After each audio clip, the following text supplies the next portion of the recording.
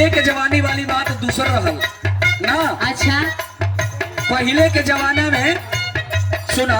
हाँ सुनावा। पहले के जमाना में आवा ऐसे अच्छा लेके आवा शिवानी जी। हाँ सुनो तनी जी। पहले के जमाना में चाची लोग घूंघट में रहे, इन्हें आवा चाचा लेकिन इन्हें। आज के जमाना ऐसा परिवर्तन हो गई।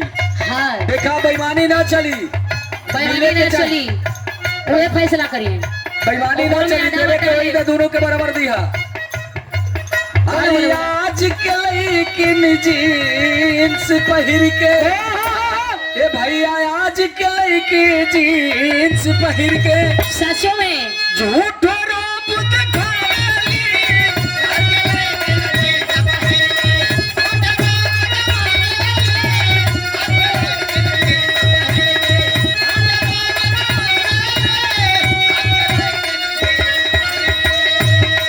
भाई आज के लड़का ना हुए का हो।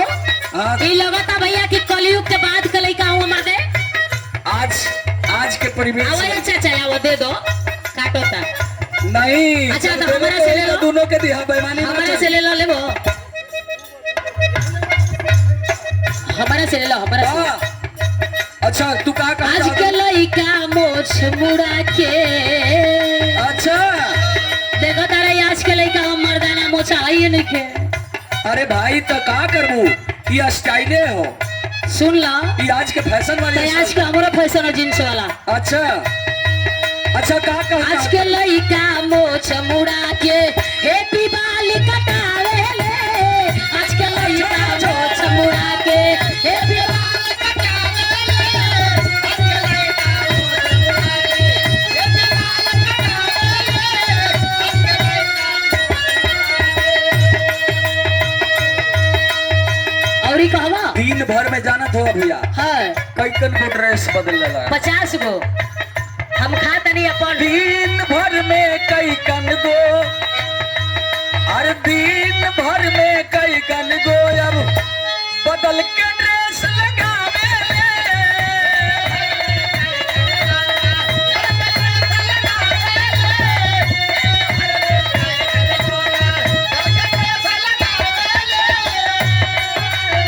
सुना इनकरा बारे में हम बताओ तनी। इनकर अच्छा। रहन कैसन बा। हाँ का चश्मा बाल के ऊपर लगावे, पहले हाथ में कंगना। अच्छा ये बात है। कब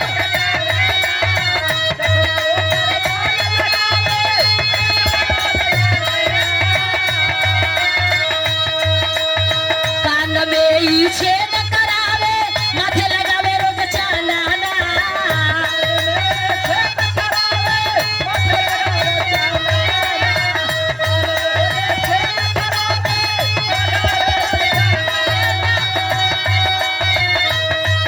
अरे लड़की के सिंगार में मार दी। अच्छा अच्छा अच्छा सुनो तारा हो। हाँ हाँ अरे लड़की के सिंगार में देखी मार चाचा, दी।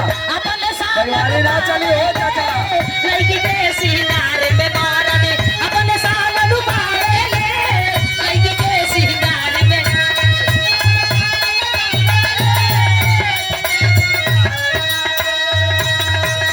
अरे आज के लेकिन जीन्स पहिर के, आज के लेकिन जीन्स पहिर के झूठो रूप दिखावे ले। आज के लेकिन